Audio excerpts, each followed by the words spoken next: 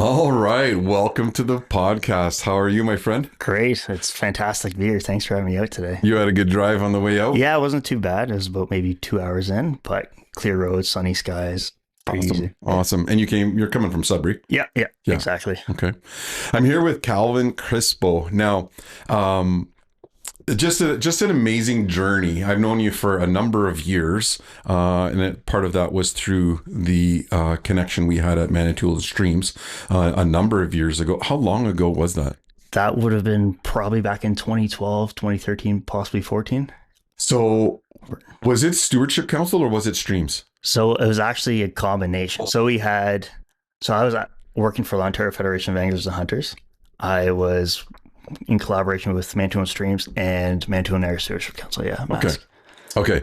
So, now where do you come from? Are you from the island, or how do you know the island? So I actually was raised in Blind River, so Okay. on the shores of Blind River Beaver, one of Yeah. our enemies back in the NOJHL days. yeah. So raised on the shores of Blind River or Lake Huron, I should say specifically, and just got introduced to the island through salmon fishing actually. So we would leave our Blind River marina, come on out, fish here during the summer months, and have a hoot.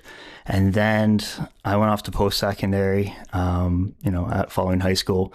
And during the summer months, I wanted to still work within, let's say, my field of interest and, my education line as well. So I happened to find something associated with the OFAH. And at the time I was studying in Southern Ontario, but I found a position on Manitoulin Island.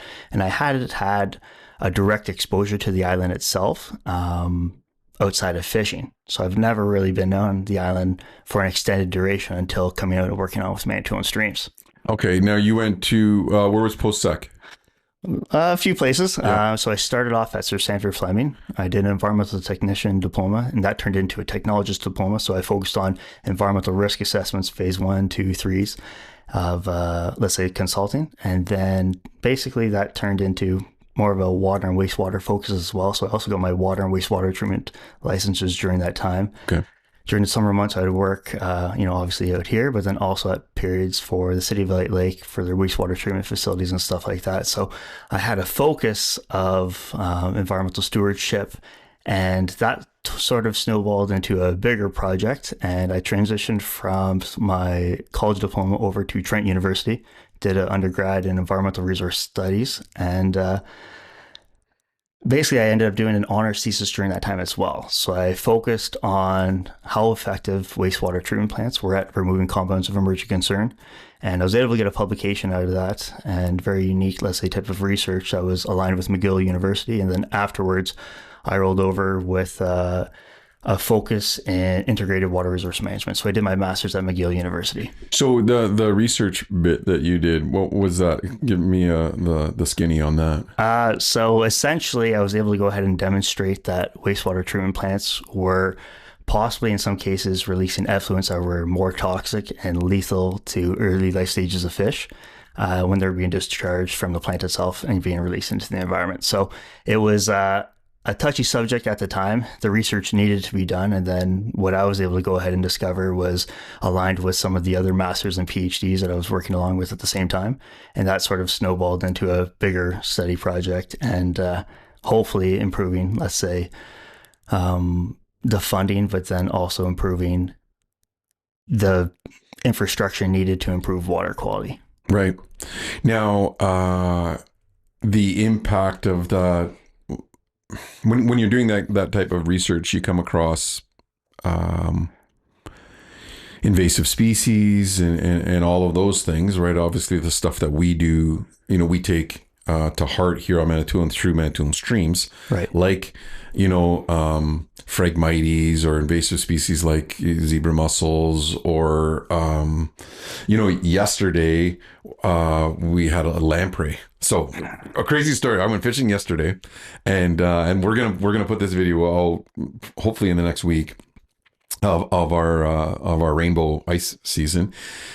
And so I'm fishing down in the bay, and I get a rainbow on, and we're only in, I don't know, for like six feet of water. We're fishing right by the dock, and every time it goes by the hole, I could, like, it looks like it's got a streamer on it, right? I'm like, what the hell is that? And I couldn't really see it, and it was fighting like a bastard, and it got wrapped around. So we were using the Panoptics on one side of the tent, and then we were using the Markham on the other, so we could see the fish and see them coming. Yeah. You know what I mean? See them visually on the screen, with the underwater camera, and that freaking trout, when it wrapped itself around the cable cam, right? So I'm like, son of a bitch, guys, so we're fighting it. And as I get it close to the hole, because I have it like a drop shot. Yep. So I have the lure down here, and then the row bags up here. Well, that fish, when it was fighting, did have a lamprey on it. Okay. And the lamprey, when it got twisted around, got caught on the top hook and pulled off. Okay. So when I got it right to the hole, of course I lost the frickin' thing, right? But I ended up catching the lamprey. And the lamprey was just a small one. It was just like a little garter snake, about that big, but still a cool, it was a cool sequence of events, and we use it as a teachable moment in terms of an invasive species. But the research that goes along with that, does that water, does it create a better habitat for things like frag or things, does the ecosystem be better suited to things like Asian carp, or does that ever come into that type of research? For my specific research, we really focus on more so the pharmaceuticals associated with, let's say, elderly populations. So Okay. for me, when I was working in the summers in Elliott Lake, obviously at that time it was a retirement community. We had I think the third highest median age in all of Canada when I was working there, probably in the early 2010s, if you will. And essentially what we were discovering was the effluents within the wastewater treatment plant were super high with all these pharmaceutical rich effluents or raw sewage. And we didn't have the technology to remove that. So what those compounds were doing, they were being parent compounds, merging with one another and producing, in some cases, more lethal effluents from the plant than the actual raw sewage itself. So No way. Yeah. So so the drugs they were mixing and creating yeah, exactly. like a more toxic substance because of their interactions. Exactly. So Jesus. So we were able to go and demonstrate that with statistical findings in some cases, and it was super eye-opening, and it really puts things in perspective of what we put down the drains. And working at a sewage plant, for lack of better words, it could be a pretty crappy job. Yeah. And as a summer student, you're doing some of the dirtiest, roughest jobs, and as you can imagine, right? Yeah. And, it really puts things in perspectives of, what things get through the treatment process, because it's a rough job. You see exactly what's coming out. You're trying to make things as chemically inert and safe as possible. And you see the downstream effluents, they look clean, they look fresh, and they may look sustainable and healthy from a downstream perspective. But when you start looking at the cellular, biochemical level of, let's say, the environment, that's where the damage was being done. So from the research standpoint, we were able to identify, let's say, like I said, higher lethality or higher death rates, and even in some cases, the environment not necessarily responding well, and possibly, like, say, causing like duplicates or just disease, if you will, at the very basis levels. So you also have, let's say, theories such as the disappearing males as well within the natural water system. So higher incidence of females within certain species being apparent as well. And when you start taking out, let's say, base level food chains anyways, that really in some cases opens up another avenue to go ahead and improve, let's say, the opportunity for invasive species. Exactly. So it's, unfortunately, in some cases, we do our best at removing the baseline nutrients that would go ahead and support, let's say, vegetation and things of that sort. That's not an issue, but specifically from, let's say, the lethality standpoint, taking out the baseline of the trophic levels or the food chain, if you will, that's where it really opens up an opportunity for them to thrive. Yeah, super interesting stuff. I mean, now I didn't do a master's in that, but I did it. I ended up doing a biology degree, and so we got into, some of those things at the at the cellular level in terms of impact. But that was a lifetime ago, in terms of when I studied it last. But in terms of Manitoulin streams and what we're seeing, or even so with streams, a very local example of that, and it's not even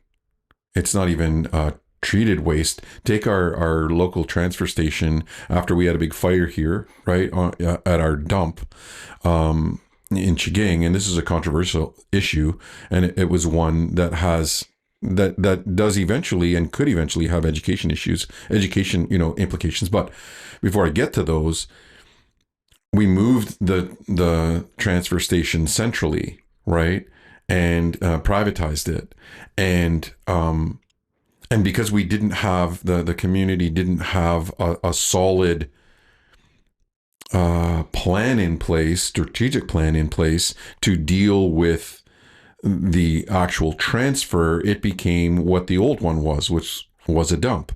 And what we find in terms of a recycling and all of those initiatives that weren't being managed very well, what ends up happening is that we're also, and we're guilty of this in terms of running businesses as well, because we have people from off island come in leasing, and we run tourism, and we have to be mindful of garbage and whatnot. But all of that garbage goes to what is supposed to be a transfer station, right? But it's not. It's turned into another dump, and that dump is in the middle of our community. Yes. Now that's about to be moved, right? But it's been there for the better part of 10 years, and if you go there, we've just been burying it. And the only line of defense between that dump and the bay is a swamp. And it's one swamp, right? Because it seeps right into the ground. And there's oils and batteries and whatever people are just throwing away, because if no one is monitoring our guests in the community, our leasees that are leasing land here, or ourselves. It's not just them, right? But it's an opportunity, because people know that in a municipality they can't frickin' dump any of that shit anywhere, right? But we can dump it, when we go up to the cottage. And so we've been fighting that, not only as a community but also as business owners, to really be mindful of what it is that doing. Because when it came to council table here, I knew it was a bad idea, and I tried to express that, but I tried to express it. I could only speak from an education piece, right? Of this stuff can get into our water. It will get into our water. Like, kid you not, and don't bullshit me and tell me we're going to monitor it, because we're not. We don't have the infrastructure to do it. It's going to get in the water, and the only thing that's going to protect us is Mother Nature, is that frickin' swamp, right? And will it do the job to protect us? Is it capable of doing that much filtration of that much toxin, right? I mean, who knows? I mean, you got pills and pharmaceuticals, and people are done their prescriptions or whatever, and on top of everything else, battery acid and what have you, plastics, and all of those microchemicals going through that. And we have the data. So from the other piece, right, is that and I was a big supporter of this in Manitoulin Streams, is I wanted to get and figure out how to do, not only for Manitoulin Streams to get access to cleaning up the river, right, but get the baseline data through our connections with Sudbury post-secondary institutions, right, College Boreal and what have you, to come in and do water testing, water samples, biodiversity samples, see what's in that little Chiging Creek. I mean, there were a ton of biodiversity in there, from rainbow to brook trout to smelts to chubs, all of and then the micro ecology there as well. We know what that ecology was like. Yep. We have that data. And I hope at some point, as we are shutting that one down, what an opportunity it would be to study that over, longitudinally, right, the next 10 years of as that stuff is filtering down into the ground and getting to the groundwater and then going into that swamp at Cross Hill Road and then making its way down into the river and out into the bay and then toward our water intake, right? Like that, we're taking in that water. Like, this is how it works, right? It's an interesting, it could make for some interesting research, because in some of the communities I've worked with, and these are the ones down south, this is from the consulting standpoint. We don't know why, and we're noticing it, that there is an increased, percentage of learners with specifics like ASD, like they're on the that autism spectrum disorder. Can that be related to gestation and all of the micro content of chemical that is going into drinking water that may not be detected in water treatment? We don't know, but why is it concentrated in those areas that are near, big industry? Right. Because big industry isn't cleaning it; they're just paying the fine. Right. Right. They're like, "Yep, we're guilty. What do we owe? You owe $10 million. Okay, there you go. We're sorry." Right. They don't care. They're making billions, right? So it's like, it's one of those types of things that locally, at least we've got some data set, right, that was pre.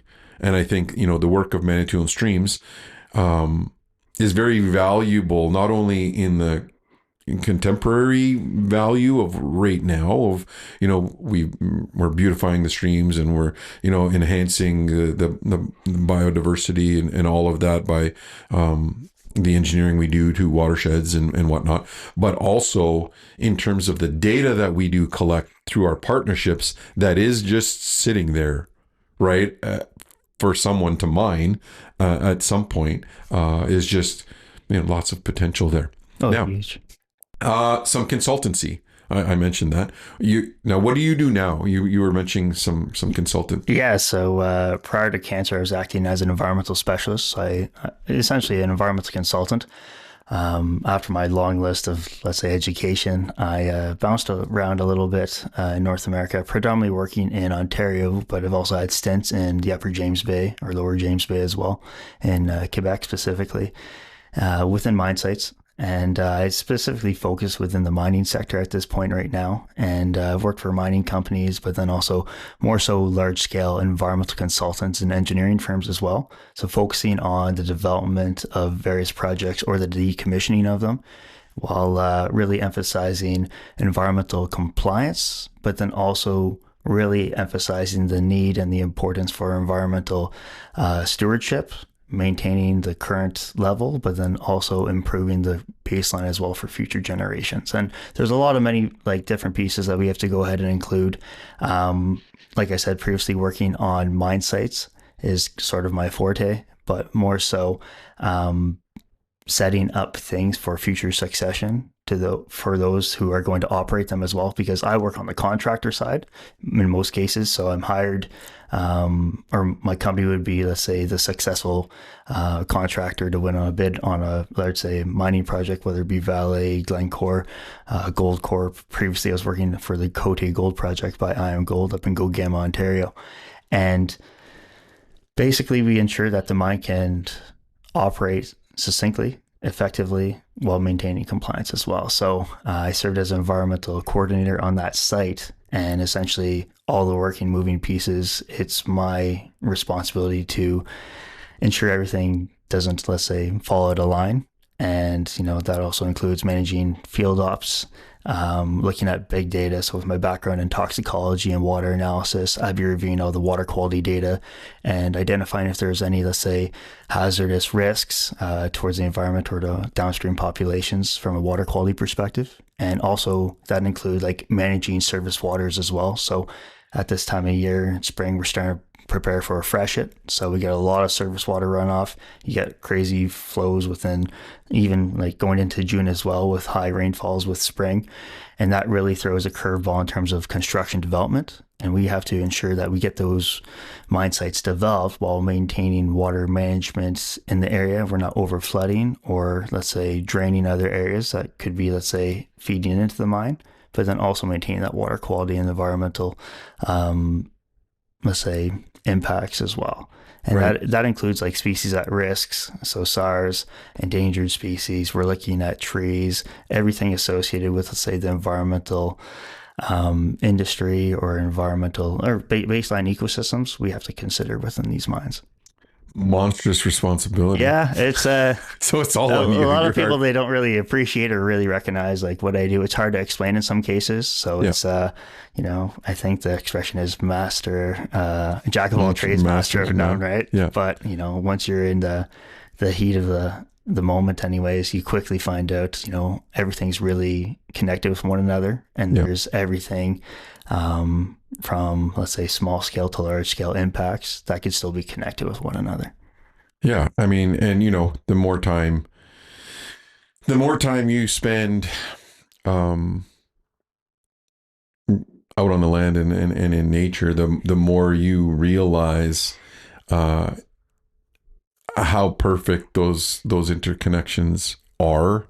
I mean, you know, you stand under a tree and just think of how many people have done that and stood under a tree and you know, taken a minute to look up and not just be thankful for the shade because it's blistering hot, but also understand that when they look up, you know, from under a tree, they're looking at perfection, right? They're looking at every single leaf has positioned itself to maximize the you know, the most amount of sunlight for its photosynthetic processes to occur in perfect arrangement. Like you can't do it any better than that, right? And you start to realize those interconnections with the land. And have you always been a big out on the land person? Is that always been you fished a lot, right? Yeah. You had to pretty much in Blind River because that's what else is there to do and play hockey and fish, but and come over to Manitou and try and steal our fish, Yeah. right? When the fishing's slow. Actually, I shouldn't say that. I was out in your neck of the woods looking for walleye on the ice. Yeah. But has that always been a staple for you of being out on the land? Yeah, I'd say predominantly. Obviously, going through post-secondary, there was, you know, highs and lows for just like timeline and whatnot. Like, for example, doing my master's in Montreal, you don't get a whole lot of opportunities to really get outdoors. You're busy or you're just in a metropolitan area. You're just very busy. But coming back from my roots, you know, Blind River is a small town of 3,600 people. You blink, you go right through it. We're on the Trans-Canada Highway. So you got a lot of little different areas for industry. So obviously Blind River is based off of the logging community as well, and the industry specifically for that region. And then not too far away was Elliott Lake. So that was based off of the uranium mines, obviously with Rio Algom, Denison Mines and such. So my family was raised in Elliott Lake. My dad had moved down to Blind River, built a home, and that's where I was raised. He built that many years before I was even in the picture anyways. And he was a big outdoorsman. My dad had a sort of a chronic illness, I guess you could say, so muscular and neurodegenerative disorder, and he couldn't play conventional sports. He didn't have good nerve sensation or coordination, and with his body just slowly deteriorating over time, he just didn't have the mobility or the strength or the ability to just get around. So hunting and fishing was his go-to, and that's how I got early exposed. So I remember, 3-4 years old, bouncing around a dirt road in a truck with my brother and bird hunting, going out to the camps and whatnot.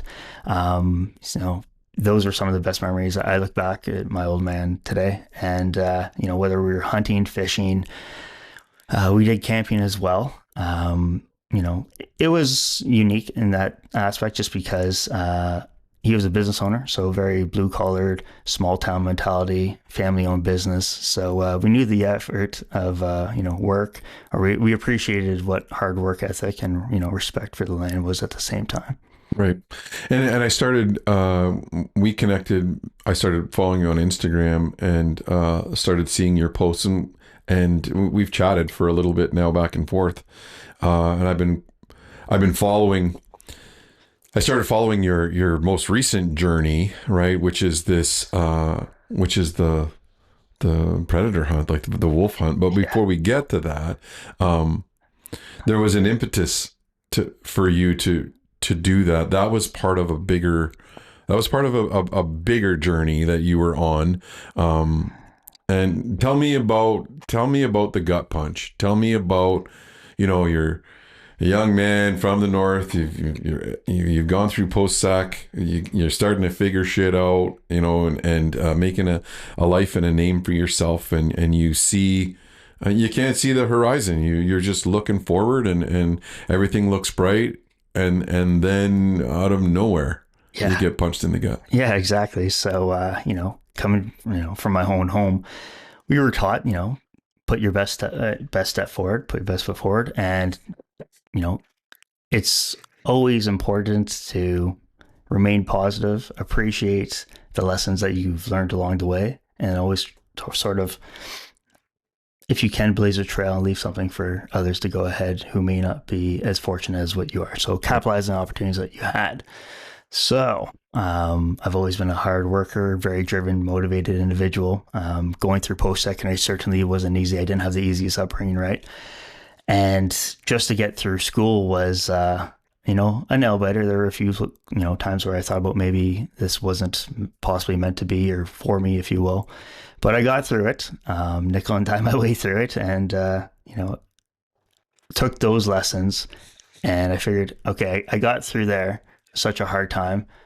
I'm going to take this mentality and, start to develop my career.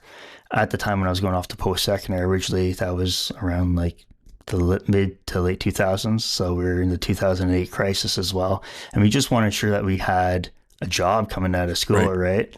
And that was a big stress when you're just still trying to navigate what you want to be while going through this financial crisis or crash at the same time.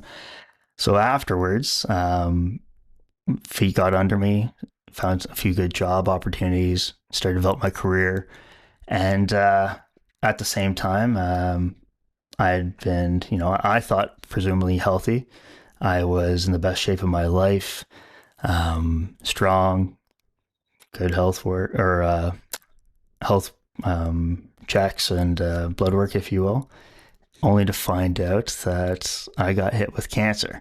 So I was diagnosed with testicular cancer in 2023 at the median age of 31 of that disease. So you don't see it coming, and it hit me like a freight train, needless to say, only to relapse again in 2024. So right now we're in the midst of active surveillance. We're recovering from chemotherapy right now, and hopefully I'll be getting back to my old self and getting in the outdoors even more. Right. Definitely a gut punch. You don't see it coming from a mile away. And it's definitely taught me a lot of lessons from day one and made me a lot more appreciative for things that I want to continue to go and practice today. So, I mean, fuck cancer. I mean, my mom and my dad both had it, and recently lost my dad, to a stomach cancer, and but at getting a diagnosis at 74, right, is way different than 23, right? Like 74, my dad, they explained the options. These are the options.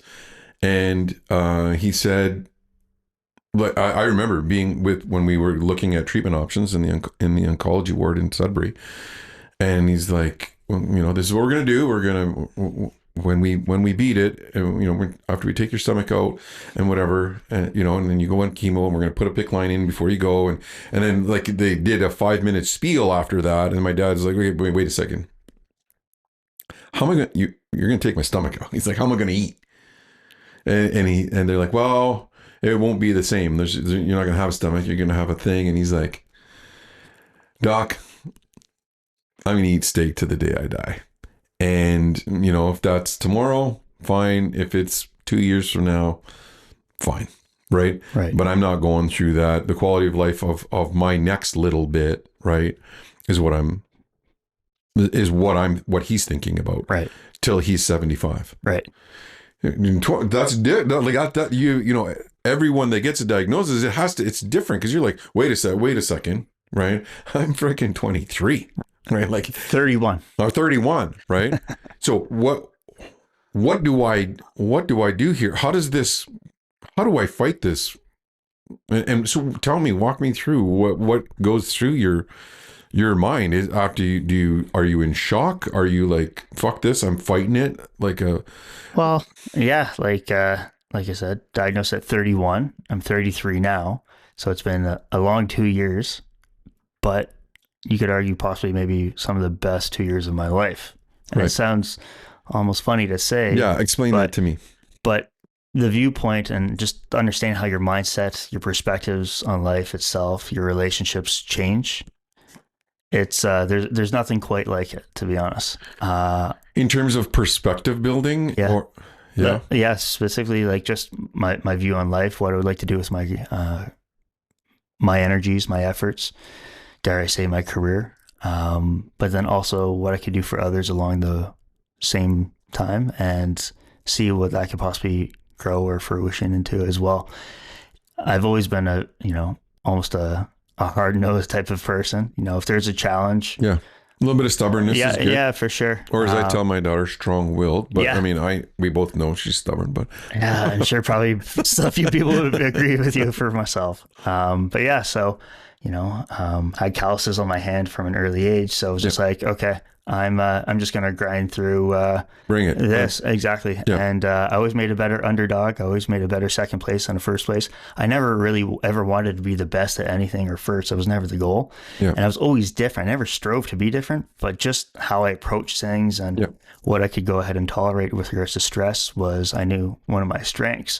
And so going through post-secondary, going into a career that's extremely demanding, it can be very intense. Yeah. And in some cases, when you're working for these large scale projects, like you're busting 18, 20-hour days in some cases in states of emergency, crisis. Yep.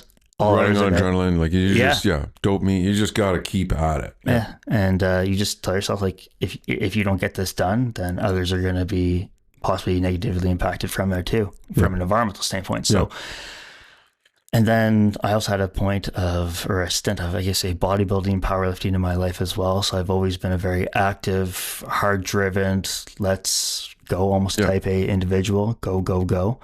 And I guess you say I loved the challenge. I loved the pursuit. I loved the journey. Nothing worthwhile ever came easy, right? Right. And so coming into this whole challenge with cancer now, I've always had a positive mindset. It was not always easy. I'd be lying if I said I was never scared or nervous, worried. Of course, you hear cancer, that big word, that rocks you, right? Yeah. Especially, at the early 30s. I've had, family members pass in the early 40s from cancer. Yeah. Aunts pass also, uncles be diagnosed. And ironically, in some cases, we were all the health nuts in our family. So my mom, same way. And cancer doesn't care at all, right? Yep. You can take as much care as you can for yourself. Yeah. Eat right, exercise, get as much sleep. So wait a second. What you're saying is that I could just keep eating chips and ice cream. I saw a lady thing on Instagram. This is a total side where all she does is eat ice cream bars. She's 40 a day. I'm like, man, what a life. Yeah. Right. But no, you're right. You sometimes it just gets you. Yeah. Right. And you don't see it. You could be one day like this, and I was on a turkey hunt when I got a call that after my dad's did an endo and a gastro, because he was having some issues that were resolved months prior. Yeah. And then that was at Christmas, and he recovered, and okay, well, you know what, you're doing all right. We'll schedule you in to do this double test. We did the double test. And then I went in there and I asked him, how to go. I picked him up, and after I dropped him off and then picked him up, they wheeled him down, and he's like, oh, it went good. They told me it went well. So we were like, okay. And then 3 weeks later, I get a call on the turkey blind that, he's got signet cell, right? And it's just like, what is that? Like, I just T-bone you, Yeah, right? And exactly. you don't see it coming, I guess you can't. We are human, and we're susceptible to this disease, right? Which, I remember, I think one of my first heroes where I was just like in awe of somebody, I remember this, was Terry Fox, and I was a little kid, right? And, and he was, and it was just, so there was TV, but like, it was 2 channels, and you would see it on the CTV news as this kid is, because he was a kid back then, of running across Canada or trying to on one leg. And he was just this regular kid who became, still to this day, a hero for the development of cancer research and treatment and what have you. Right. And I think, it is such a noble thing to someone like you who has an outlook and a perspective on the approach to beating it, or I don't know if it's of living with the diagnosis, right? Because it's in the back of your mind. It has to be, right? It's so important to get the message out of, you need to have, there are so many things involved, not only with the treatment of it, but also the mindset that comes with living with a diagnosis. Right. And do you think that your mindset has had a big impact on that? Definitely. Learning how to manage stress at an early age and just have a very thick skin, if you will. Yeah. And, the mindset of just getting the job done. Yeah. There's the expression, we don't have problems, just more work to do. And that was sort of my mentality, just to get through school, juggling jobs, you name it, and taking that into cancer. I sort of just went to, okay, let's go into overdrive, buckle up, gas pedal down. We're going head first. And anyone who knows me on a personal level, they'd probably agree, like I could be pretty headstrong, if you will. And, you could say there's a wall stood up right there and I'll go right through it if I really am focused on it. So going in there with almost blinders on, extreme focus, and just sheer intensity and true grit. Yeah. I think that really helped me get to this point thus far. And during this whole journey, I've had the opportunity to see people fall to cancer. I've seen the impacts to their family. I've seen impacts to people in their network, and I've also met people who unfortunately don't have a chance. So in time they will fall and lose their battle. Their palliative, their palliative chemo and things of that sort. It really puts things in perspective. So when I come into the chemo room, 220, full head of hair. Beard. Yeah, because you're a power lifter. So you guys are a different breed altogether. You're benching over 300 pounds. You're chasing 600-pound deadlifts, 500-pound squats. Going there pretty strong, good shape. And at the time, I was 10 weeks out from a bodybuilding contest and probably like my last powerlifting meet. And at that point, I was going to go for an elite total. So probably totaling over like 1,600 pounds at like maybe 181. And that's a hard thing to go ahead and swallow and accept a diagnosis in itself. So walking into chemo, like I said, full head of hair, muscles, I'm down 40, 45 pounds still right now. And, big beard and sitting there like, who are you here to see? I'm like, no, I'm the patient. Yeah. And so everyone's eyes, open up. Yeah. And they're like, what's going on here? Jaws drop. And they felt bad for me. But in some cases, the reality was I had probably the best statistics if I had to choose from particular types of cancer for survival rates at that time. Right. And also the fact that I had, added skeletal muscle on my frame that Yep. also improved my outcome. Yep. So You're in shape. Yeah, I'm in shape, but then also, chemo's no joke. It'll melt the tissue off you at the same time. And that extra muscle mass probably definitely helped me a little bit to get through it as well. Right. And, I went in there positive.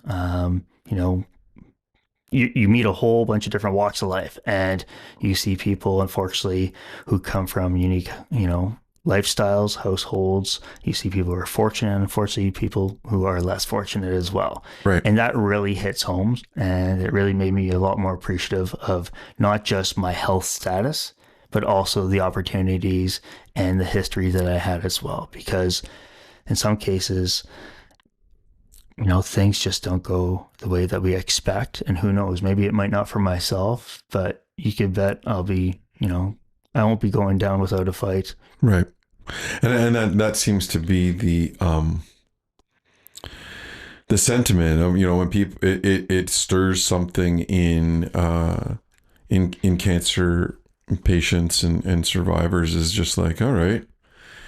We get so caught up, and I have this conversation daily because I am too addicted to my phone, and like too much, more than I should be, and not half as much as I see, because I'm old, right? But not half as much as I see in the younger population, right?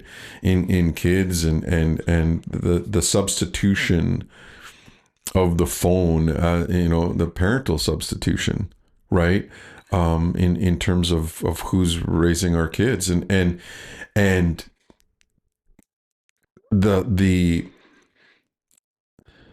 lack of perspective that living through that piece of technology gives us, right? So, because perspective in Islamic culture, perspective is really another word for it in our teachings is wisdom. Yep. Right. And there's only one way to get it.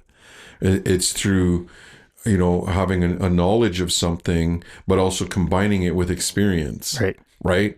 And when they come together and allow you to understand the world differently, right, that's where wisdom comes from. And that's why it's very hard to be, not that you can't be, but it's hard to be a young elder, right?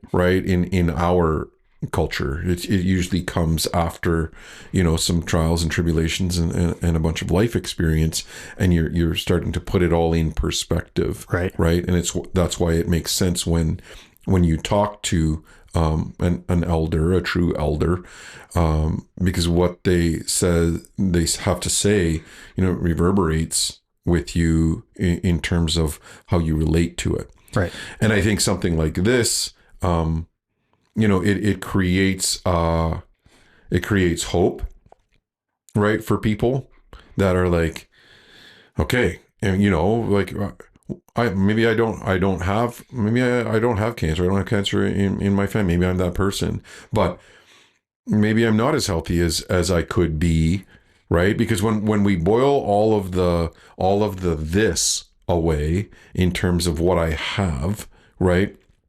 If we don't have our health, like, we have nothing. Exactly.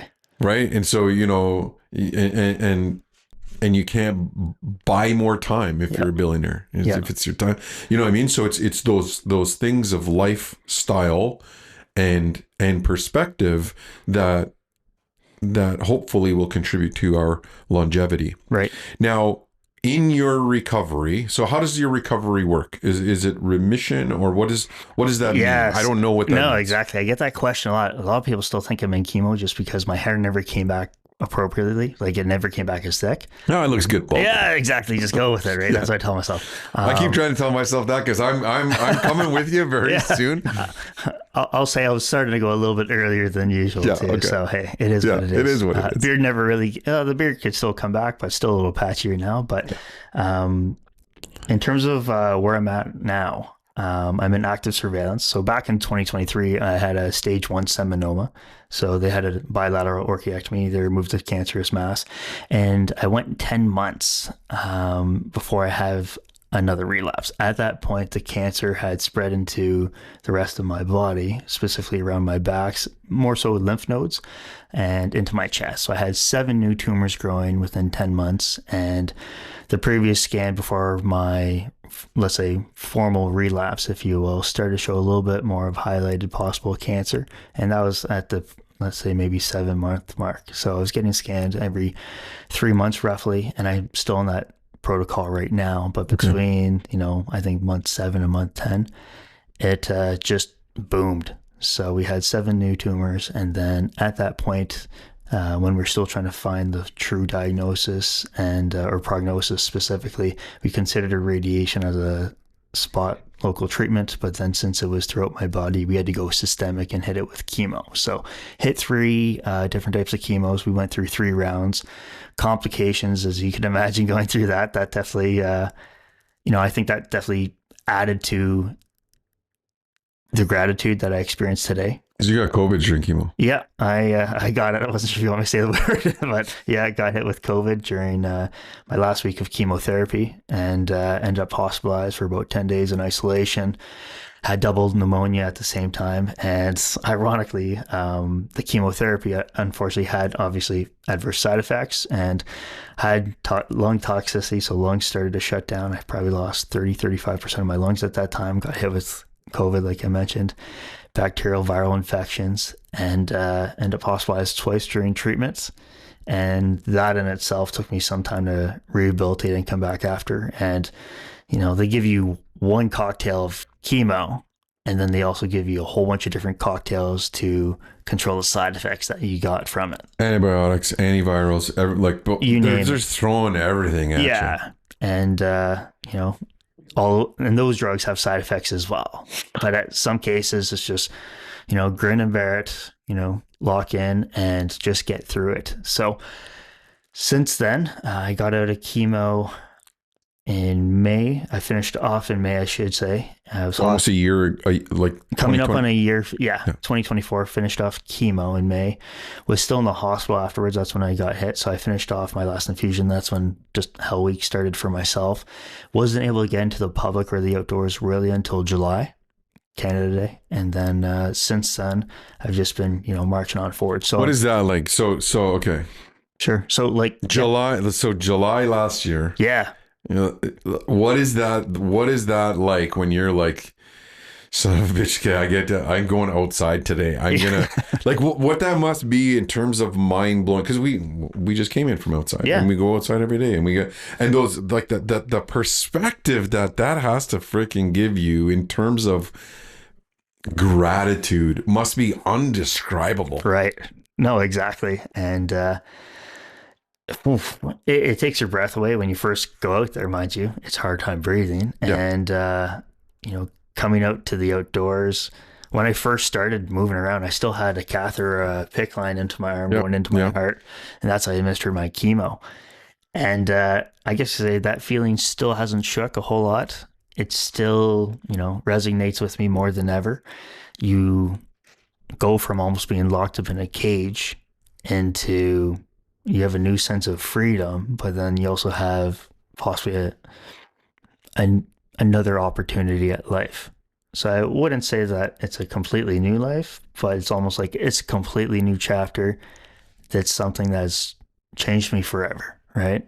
So every new journey now that I'm going, it's like I'm taking it from a new leaf perspective. I'm taking, more appreciation, more value, taking my time, enjoying the process of being slow, being so type A in the past, go. We had to do everything fast and super efficient and effective. Yeah. And what's next? And what's next? Exactly. And, some of those traits still, kick around for sure. They're still here. But when I'm out there, this year was the slowest season I had just moving around. I couldn't handle a whole lot on my body, and just poking along the woods, taking my time, using the outdoors. Make you a way better hunter. Yeah. Right. Cause we say that all the time. What's the one piece of advice that you can give a hunter is, when you're out there, and it's walk slow And when you think you're going slow enough, cut that speed in half. Exactly. Right. So again, perspective. Yeah. No, Because exactly. then you're like, I would have walked by that little, that little scrape or that scrape that's off the trail, or you know what I mean? Or, when I'm in this little neck of the woods, the wind is doing this, or it just creates an awareness. No, exactly. Right. And I think that'll probably just like stay with me for the long haul. Yeah. And sure, I may be in active surveillance for the next 8 years. I won't have a remission statement until I'm into my 40s now after my relapse. But I still see that sticking with me even post that date as well. I have the opportunity to make a lot more memories, Yeah. and meaningful memories more than ever. And sure, I might be, in some cases having more challenges getting out and about, especially when I'm, a successful hunter and I'm on the way out with a piece of game. It makes the journey and the experience that much more meaningful and enjoyable, to be honest. I could slow down. I'm not in a hurry. Yeah. I could be in that moment and, have an opportunity to also like really reflect and say, wow, I'm here today. Look at everything I've overcome. And I'm not the best at, let's say, appreciating my own journey, Yeah. because I still try to keep marching forward and keep my eyes on, let's say, the horizon for better days regardless. Yeah. Well, I mean, for someone like me and for other, for viewers that are watching that maybe on a similar journey to you, it's inspirational. It's encouraging, right? It a little hope goes a long way. Exactly. Right. Especially when, you're accessible and putting yourself out there. So a couple of things. You did put yourself out there in terms of your social media, and this is where I kind of got caught, watching and following this, and I was watching you drag. So we're gonna get to the hunt, because this is like this wolf hunt that you were on, and it I know it's more than a wolf hunt. I mean it's healing through hunting. Right. It's realizing the connections. It's reverence. It's appreciation. It's respect. It's all of the everything that hunting actually is for those of us who do it. Mm-hmm. Right. And but I saw you dragging that bait in there through 3 foot snowbanks, and I was just like, son of a bitch. Like, I hunt hard, and I know I probably wouldn't even do that. Like, I know how hard it is to do that. And so I was drawn to, man, there he goes again, freaking dragging another 150 pounds, of meat in and protein in to put out for game. So tell me, let's get to that piece. Sure. Tell me why, how, and describe it. Sure. Well, to be honest, I never really started predator hunting before cancer. So if it wasn't for cancer, I wouldn't be hunting these bears, these wolves, species I never had exposure to growing up. We were raised in a household where we were only hunting deer, moose, small game, stuff like that. And it was almost, I would imagine it was frowned upon. I know for us it was, like, for to hunt bears, even still to some extent. It is. We have these judgments that we all make, I guess, as harvesters.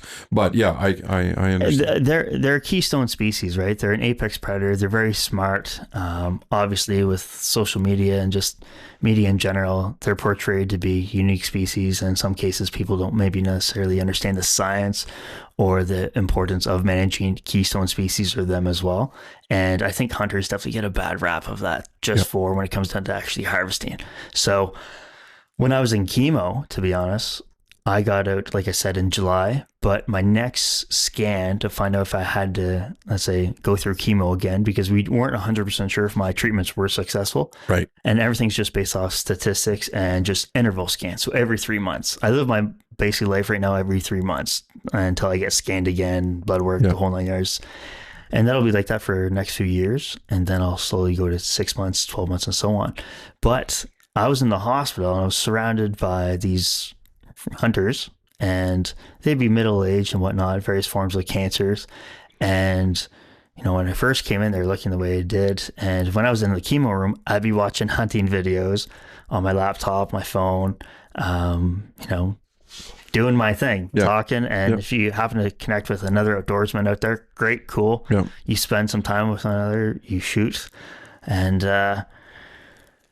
you get a chance to find out, what other opportunities can you go ahead and take, or what can you do for your scenario for what you're doing right now to make it the best that you can, right? So I didn't know if I was going to have a deer season because September 5th was rolling around.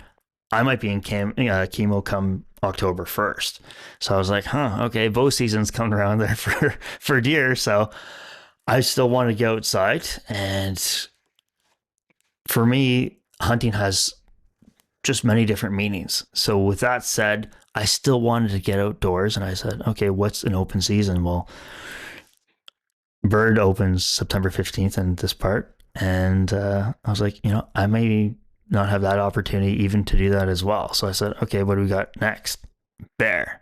So I was like, okay. And at the time I was watching anything and everything. And when I was in chemo in the hospital, spring bear hunting videos coming on all over YouTube. Yeah. So I was like, I've never done this before.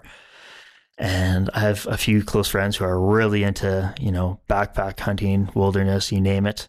And I said, I like to learn. And when you're stuck indoors, you can't really do too much from a physical standpoint. And then some of the drugs you're on, they're just keeping you alert almost 24/7. So I said, okay, I'm going to try to learn as much as I can and then hopefully practice what I learned in the field to hopefully hunt a I bear. think that's how we first started talking.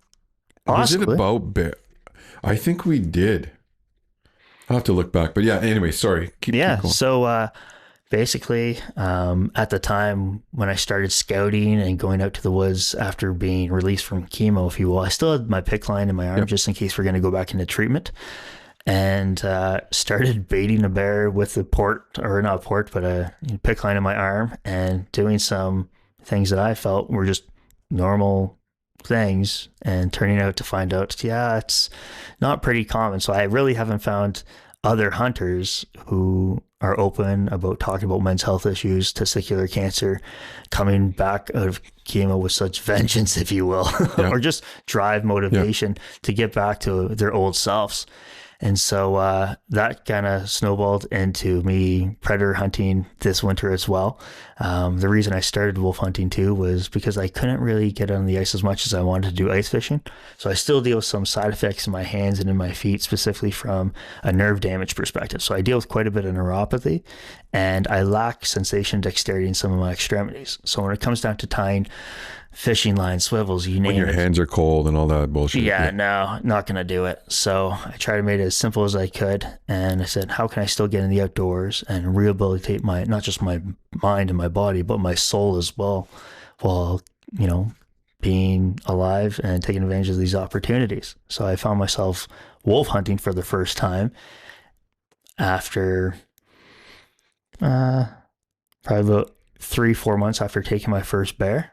And we rolled into deer season. That was a skunk for me, but there's a few different reasons, and things. Because it's hunting, that's why. Yeah, no, exactly. Let's just chalk it up for that. I haven't been the most successful deer hunter by any means, and I just wanted to get out there and disconnect. So it turned out to be fairly successful for the bear hunt. I was able to harvest my first bear 96 days after getting back on my feet in the outdoors, and during that whole time, I started vlogging that experience because I wanted to film something in the event that I actually kick the bucket. If I don't make it, then at least my close family, friends, and maybe other cancer patients can watch it, right? Because I haven't seen anyone doing this at all online. Yeah. So it's a legacy thing. I'm going to leave something behind. And I figured, hey, if I could find, other hunters that may resonate or connect with this, because when this stuff happens, you're looking for someone to connect to,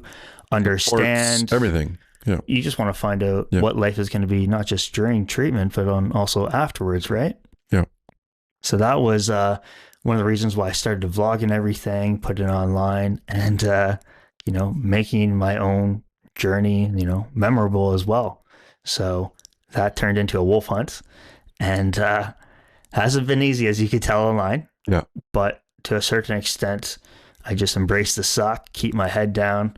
Like I said, I don't mind being second place, and if I wasn't gonna get a wolf this year, then I'm still gonna have a great time.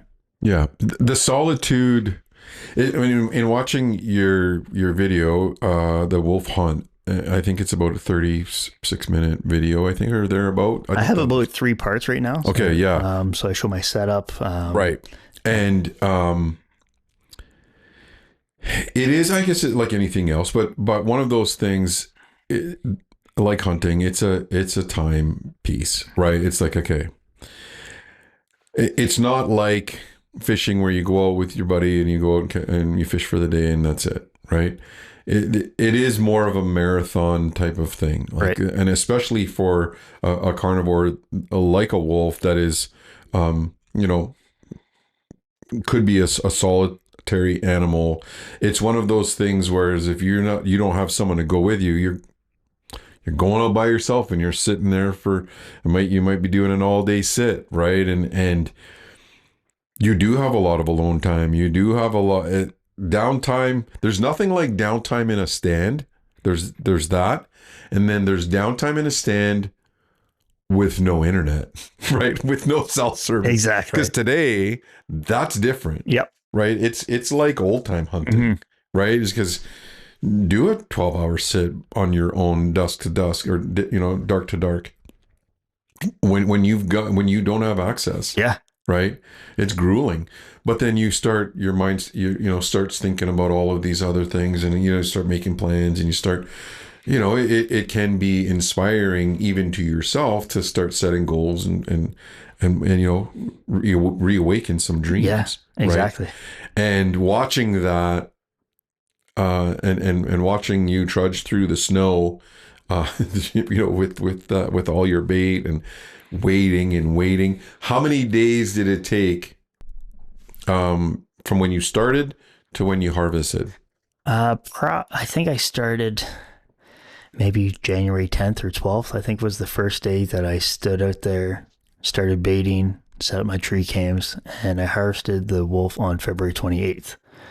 So like a good month and a half, yeah. Solid month and a half. Right, for sure. And, there was a lot of mistakes made along the way. Yeah. But because they're crafty. Oh, unbelievable. They're there. And I learned a lot, and just through researching, understanding some of the mistakes I was making along the way, and connecting with other expert hunters about these subjects who specialize in predator hunting, wolf hunting, you name it, and taking what they've understood and what they teach and applying it to my own area with a few twists here and there, obviously, just to make it more compromisable for, let's say, my health circumstance and whatnot. Really made me enjoy the whole process from start to finish. I've probably hauled out between probably 7 and maybe 1,000 pounds of bait by hand. Yeah. And I was doing that, also from the standpoint of, I'm going to exercise and use this as a form just to train. Exactly. Right. I did strengthening, and I wasn't sure if I could, load the skidoos, and I'm trying to do things as minimal as possible. Yeah. So going out there, setting up a blind, choosing my areas, setting up my cameras, some of the technologies and the equipment that we could use, make things a lot easier and more manageable. So there's a few hard days for sure. You're making a little bit more noise in the woods than, you probably should if you're going to be wolf hunting, but that's more so for the setup, the baiting and stuff like that. And then going back and utilizing the perspective of hunting from the couch and taking, opportunities of this data that you're able to go ahead and collect, understand, and get out there too. Yeah. So hundreds of hours have been put into this. And to be honest, I'm probably hooked, and I'll probably continue to do this moving forward. Yeah.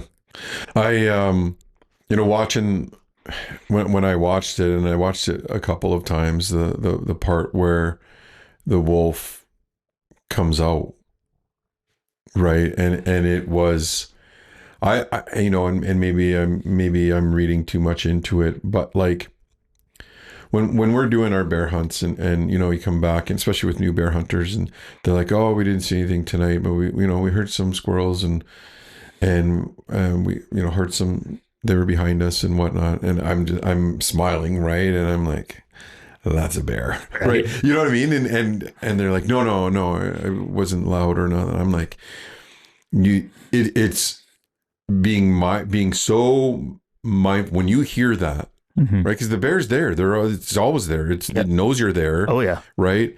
And it, in my mind, for me, it's predator hunting, like that is, it's always very humbling to me. And I always say this in our bear episodes. We learn something every time that we always have this humbling experience, all of it, all hunting, but I don't know what it is about predators. But for me, it's that it seems like I'll learn some big thing in that hunt every time I do it. Mm-hmm. And and it's always that lesson of humility for me, right? That seems to be attached to a predator. And when I watch a bear come out, it always feels like it's a surrender, right? You know what I mean?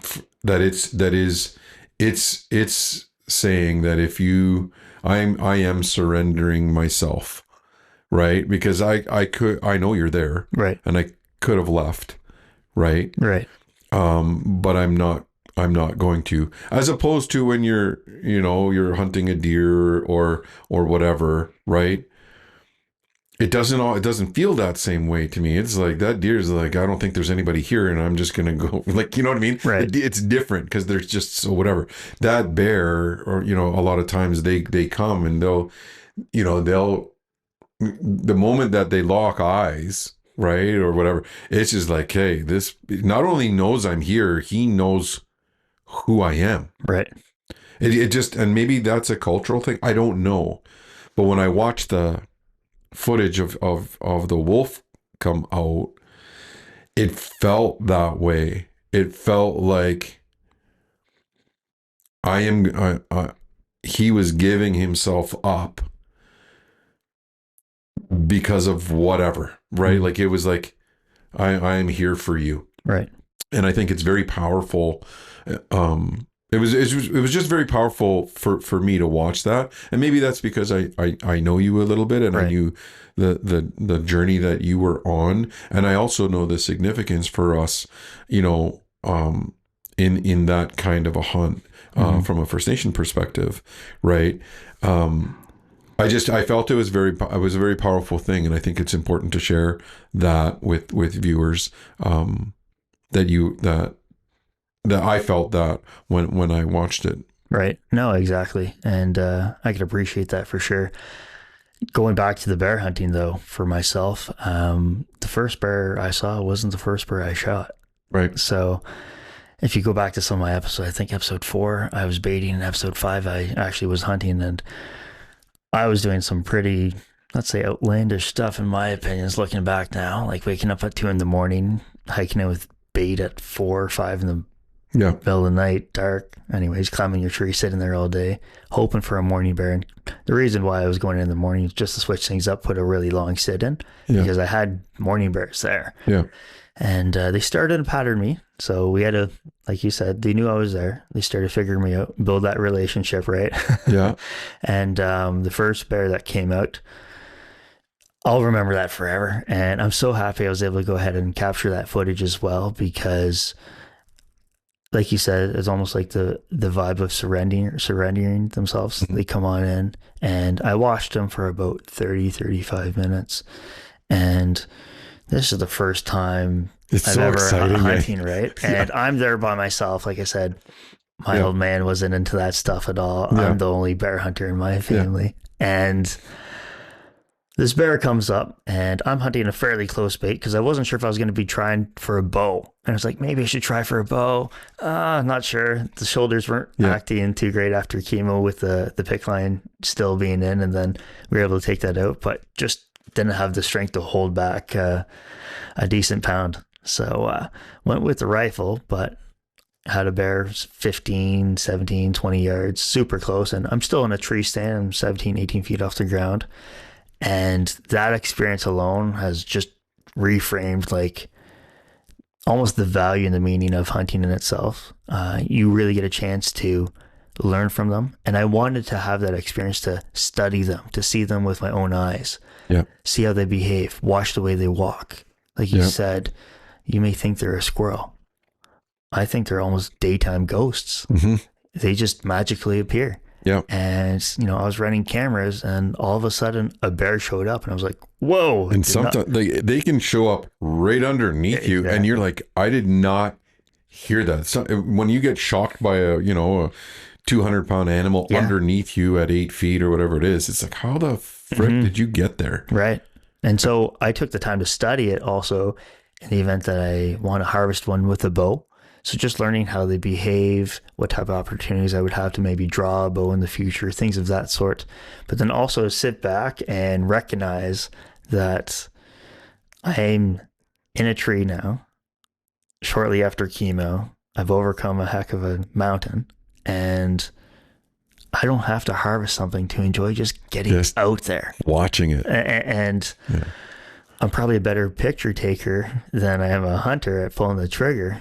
And that in itself has just changed everything. So taking that bear afterwards, not that specific bear, but later on in a few following hunts, made it even more meaningful. So getting there, being respectful, like you said, they're almost surrendering themselves. And anytime I'm harvesting something, I want to do something as ethical as possible. Yeah. So no risky shots, super clean shots. If I don't feel comfortable and I know that animal for sure is not going to expire fast, I don't want to pull the trigger. Because it can happen, like in hunting, it can happen. So the more you stack the odds in your favor in terms of, where it's legal to bait, if you're deer hunting, and people always frown on like those types of things, or not always, but some people do. And I'm like, listen, if I can position this animal that I'm going to eat, right, in a way that it makes it a cleaner shot for me, then of course I'm going to do that, right. Like you have to. It's part of our responsibility, or should be, as harvesters to do that, right?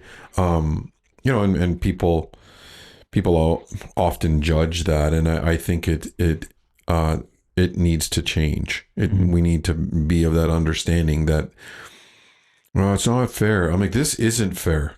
Like, we need to start from ground zero. Is that if we're hunting with it is not fair. This is not a fair thing to do. We have a gun or this weapon, and it doesn't, right? And we have consciousness, and for what we know, it doesn't, right? It's not fair. So stop that, because that's bullshit, right? Hunting isn't that. This is harvesting, and we're harvesting for a reason. And you know what I mean? And with bear, you've got some of the best, gram per gram amount of protein to weight ratio out there. Plus, from a perspective of a cultural perspective, right? Like when you harvest a spring bear and you're field dressing it, take a look at its kidneys. Take a look at what is this organ? Why does it look like this? It's because it's healing. Why is a bear? Why do we associate bear with healing properties? Is because it does something that the rest of mammals don't. In terms of hibernation and in terms of recuperation. Right. Which is why they're revered in that, and it's why when we take it in, we are taking in some of those powers, and I equate that to a wolf hunt, right? Is when you harvest that in that surrender, I think from a medicine wheel perspective of our 4 quadrants of self, that spiritual part of us, especially as men, in today's society, is downplayed. We don't give it as much attention as it deserves, but it still makes up a quarter of who we are in terms of our physical self and emotional self, and mental.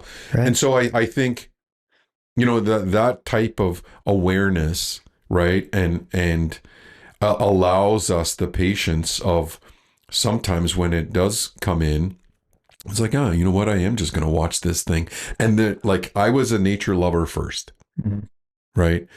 I wanted, I just died for outdoor programming. And I lived in an age when you didn't have access to it. You had access to a channel when you were allowed to watch TV, like if Right. you were allowed, right? Right. And I just gravitated to that, and I loved that first, Yep. right? And I always have those discussions with people that may not be supportive of hunting, but are willing to talk about it and listen, Right. not just argue, right? Of another perspective, just Mhm. like I try and listen to theirs, Right. right? And make sense of that.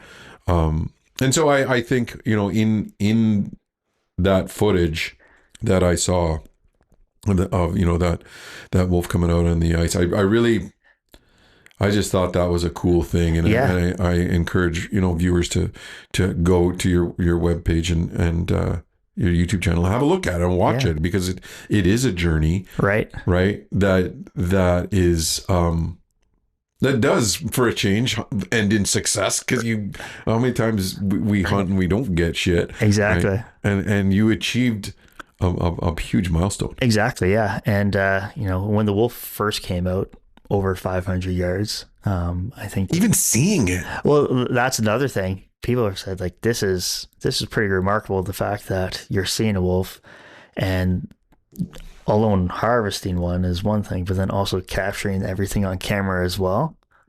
It is very hard to do, especially when you're vlogging everything yourself. You're trying to be as stealthy, quiet, Yeah. and then also respectful from, like, say, the harvesting standpoint. So I set up on the south side of the lake, and with this region, I had the bait 150 yards roughly from my shack, 55 yards off the shoreline from the east side of the lake, and the wolf came in from the north side. So the wind was coming from the north, so that worked out very well for accessing my plan, or my blind specifically.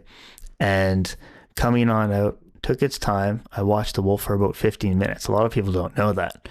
And meandered around the north shore of that lake, and I wasn't comfortable taking that shot. I could lob a shot for sure, but realistically, if I were to hit it, it's not a shot that I want to take, and I don't know if it's going to be an ethical shot.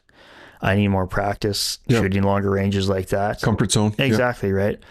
And so, and you could, I think I mentioned, trying to have it less than 300 anyways for my comfortability for a wolf, right? It's a new species. You don't know if you're going to be getting wolf fever in the shack or whatnot to shakes.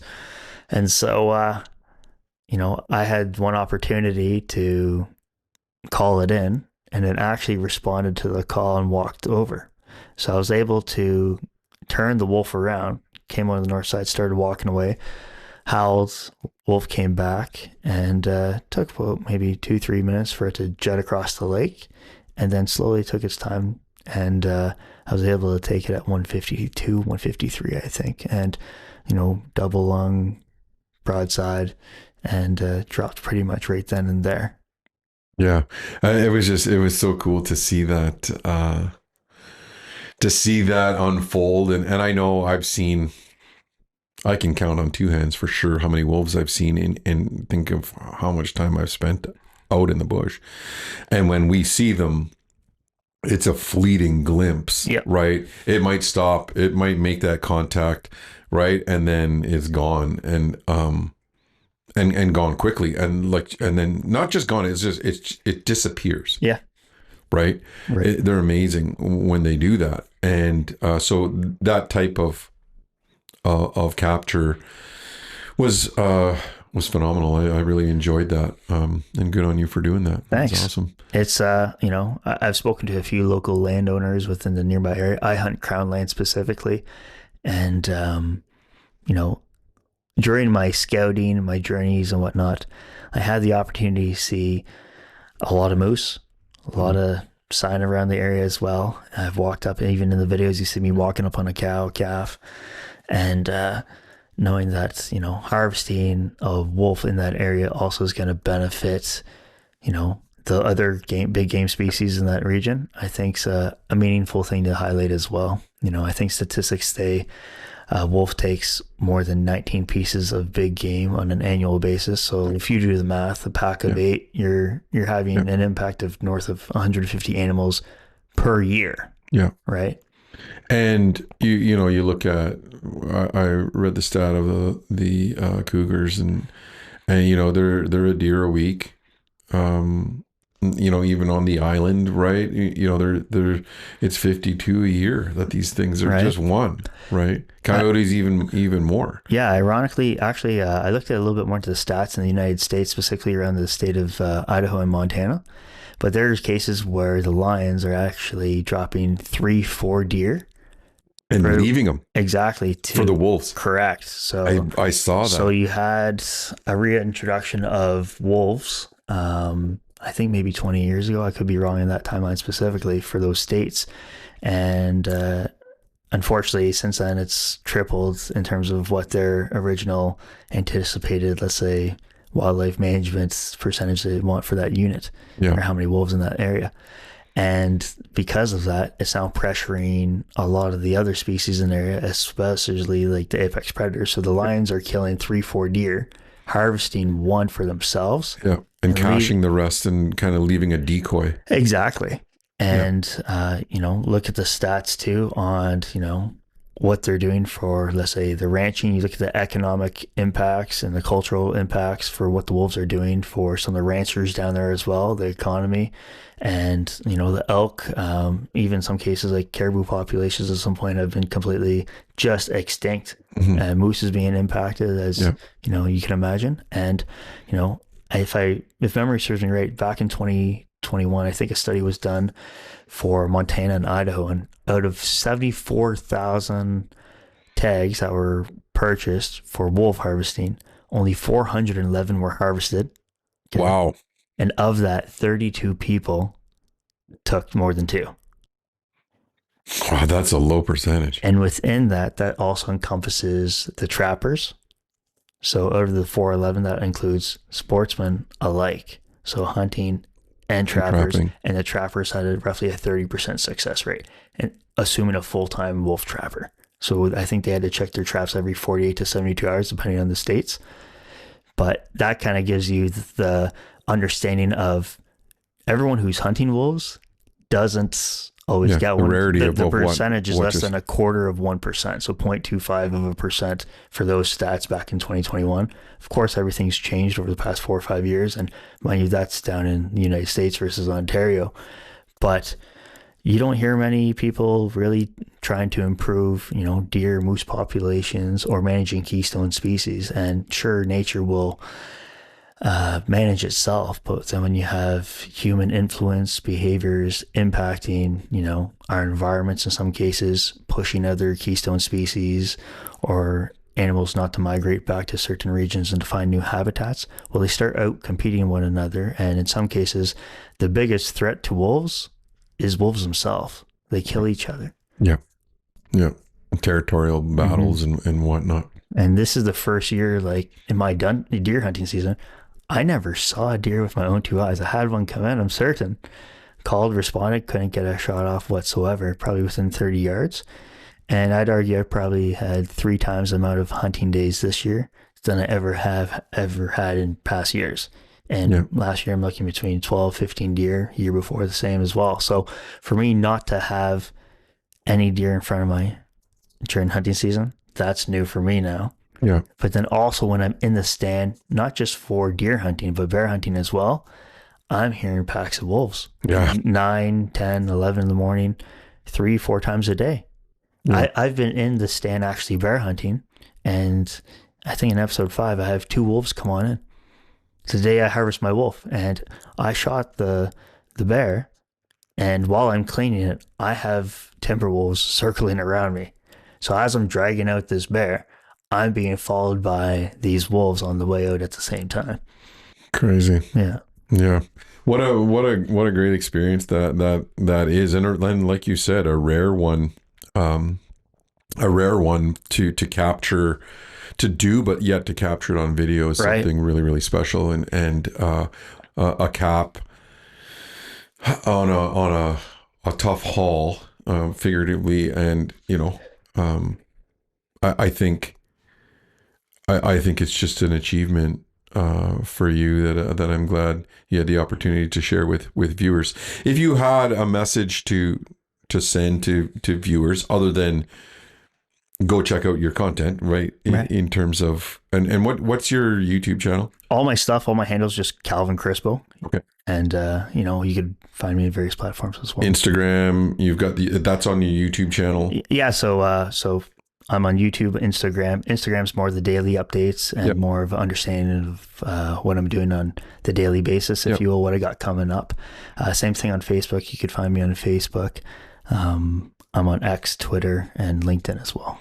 Okay, so make sure you're hitting that subscribe button and check out that awesome footage that you did, because there's a bigger message there, I think, for everyone. But what, other than the message of harvesting and stuff, what do you want to say to someone who may be listening? Well, to be honest, the main reason I'm doing all this is because I'm still here.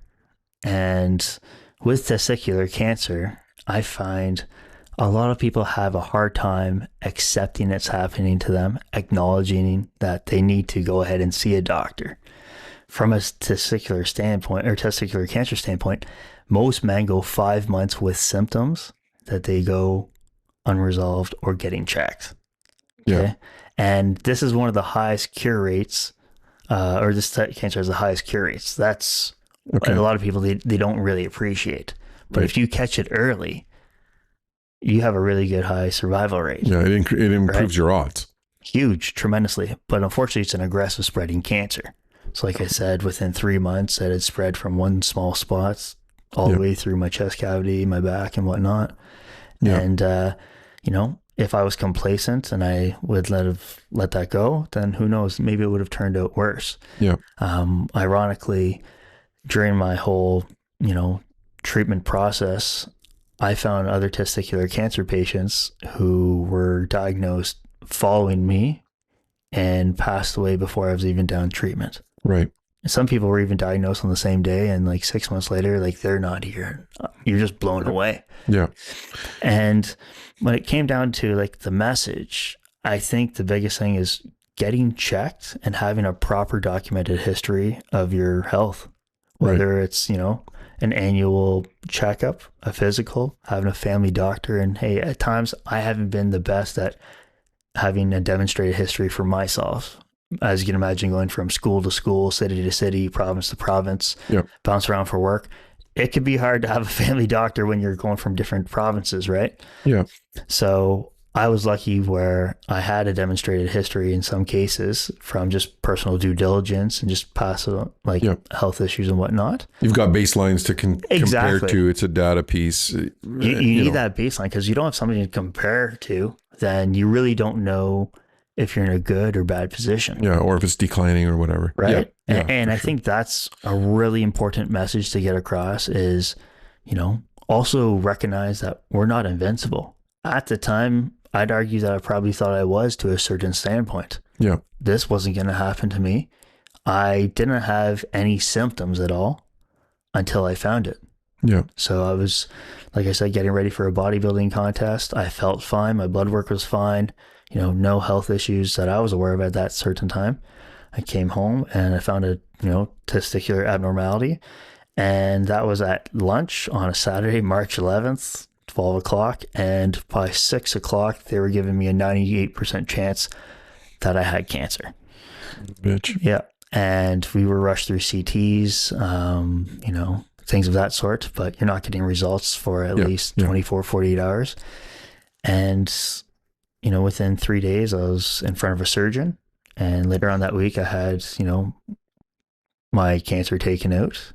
And, my life would never be the same. Yeah. And that's the thing, is just get checked out. I find Just get checked. I find with the, in certain industries, especially with the hunting industry, There could be a little bit of toxic masculinity, dare I say, Yeah. or ego. No one Yeah. wants to accept these things happen. Yeah.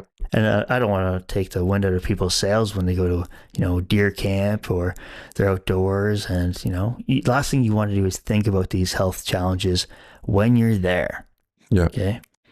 But if you're not on top of your health, you may miss some of these opportunities that you're taking possibly for granted today. Yeah. And I'd say I probably took them for granted too. I was still in the outdoors as much as I could, Yeah. but the value and the meaning of it today blows what I had before away. Right. And it wouldn't be possible. And that's a super message in terms of men's health, not only from the physical standpoint, but also from the mental standpoint. And it's not a sign of weakness. We want to have a legacy, I think, and leave a legacy. I know that's a big reason for us to do the show and get that message out there about the value of the outdoors and what that could mean in taking a good life and making it into a great one. So thank you for that message. You can check out your content, like we said, on all of the social media. Just look up Calvin with a C, Yep. Crispo, just like it sounds, with a C, and you'll be able to share that. And thank you for doing that. Now, one of the ways that we end the show is we talk about a rosebud and a thorn, and I'll go first. A thorn for me at this time of the year is always this transition of season. This is always the biggest transition for me because ice fishing season closes and the ice is gone. And I mean, there still are some species open, but we're gearing up for bear and turkey hunting in the spring. And there's just a lull, I guess, if you will, in the action. And it's always a thorn in my side. So I'm always trying to look for things to do. And one of the things I'm doing, because I have an education consulting business, is I jam working here. So today you mentioned working up north. I'm going up to James Bay today and fly out tomorrow to do some consulting up there. I know they're waiting for geese for the spring hunt. You never know, maybe I'll get a shot at being involved in that for old time's sake. But that's my current thorn, is waiting for turkey season to start and then also complete some rainbow fishing. Something I'm thankful for is we're coming into a transition in terms of my family, of my wife is retiring in June from teaching profession, and my oldest is coming home from finishing her undergrad and starting her teaching certification, and my youngest is going away to university next year. And so there is going to be some time change there in terms of availability. I was telling Diane, now I'm going to have a full-time camera person. She's thinking the same thing. She's going to have a full-time camera person in me. So, but I'm very thankful of just and mindful of being in the moment, right? And especially after listening to you, and just another reminder about reflection and just having the opportunity to reflect, right? And have some gratitude. That's always a good reminder. And then of course I'm looking forward. As much as it's a thorn, the change of seasons, I always look forward. People ask, what's your favorite season? I'm like, they're all my favorite. Like, you know what I mean? It's just this little window of waiting for the ice is not safe. But I'm looking forward to, getting back out there with a bow in hand and chasing game for the table. That's kind of how I look at that. If we had to, if you had to put that in perspective in terms of a thorn, a thorn in your side, or currently, it doesn't have to be a big one, and then a rose and a bud, what would they be? Well, I don't know if I want to take it from an environmental or outdoor standpoint, probably just from a cancer standpoint. I think it's probably one of the most obvious ones right now, especially coming out of, 2 years of hell, if you will, for lack of better words. From a thorn standpoint, I think a lot of it is just having conversations with men and other young adults, including women, Yeah. that they are not doing the appropriate checks. Finding out a lot of friends, even some family members, are complacent with their health checks, even after learning and watching, and in some cases supporting me throughout this whole journey with cancer, right? Yeah. And you hope that, you could possibly influence or encourage other people to lean into the vulnerability, see what kind of strength that they could really develop from that. I think a chain is only as strong as its weakest link. Yeah. And if we could go ahead and develop ourselves in different aspects to go ahead and really make that the strongest we could, then I think we're putting ourselves in the best position. But unfortunately, I talk to a lot of people, even people who I get stopped by in the street. They appreciate my journey, what I'm doing for men's health, things along that lines. But when I ask them when was the last time they got checked, it's almost like, Yeah. They, we talking about me now? no, exactly. But I'm like, why not, right? And then I guess you'd say the process of really having the platforms that I have now and the availability to go ahead and provide people an inside scoop of, what does possibly the worst case scenario look like if someone were to go through testicular cancer and not be palliative or understand or appreciate some of the challenges that I've gone through. I think that's something that people resonate with, and hopefully that'll address the thorn aspect a little bit more. But then also from the rose standpoint at the end, I've had the ability to have an impact on a few people from a life-changing standpoint. And I get messages from people around the world, and I'm proud to say that I've helped 2 other men get inspected for testicular abnormalities, and both actually needed corrective surgery. They were going months on end without getting something checked out. They reached out to me in confidence, and to know that I've had a positive impact, not just on them, but their families as well, and hopefully improve their health outcomes. I think that gives me a reason to just continue with providing the content and including my message within, the areas that I'm in now. That's awesome. That's awesome. A little bit different from an outdoor standpoint. But, Yeah, I mean, but it's yours. and I'm excited to get out there for spring bear. Who knows? Maybe I'll end up being skunked. I hope not. But I'll be trying a new tactic this season, I think. It'll be my first spring bear hunt, so I'm excited for that. Yeah. But just a bit of a thorn from that standpoint would be the prep work. I love the prep. Yeah. But also being down 40 pounds, doing some of the, and I do everything primarily by myself. I enjoy doing it by myself. Yeah. And not complaining by any means. Yeah. It just beats up your body too at the same time, right? Right. So taking out that bear last season, people don't see, but I'm sick as a dog dragging that out. And, you're just rehabilitating has had its challenges. You got to watch some of our bear hunting, episodes in terms of Wesley Bow Guides. Those guys have it figured out. And it is easier in the spring to hunt bears, which is a good thing. That's good news. Yeah. And we're baiting with, we get them they get them on a easier routine. Right. We don't use as much protein as we did. In previous hunts, we get their bellies empty pretty quick in terms of what they eat, so that they do get on schedule and start coming back and make it a little bit easier on the haul in. So, right. But that's all. That's great. And then I don't know, your rows. What would it be? What's the biggest? What are you?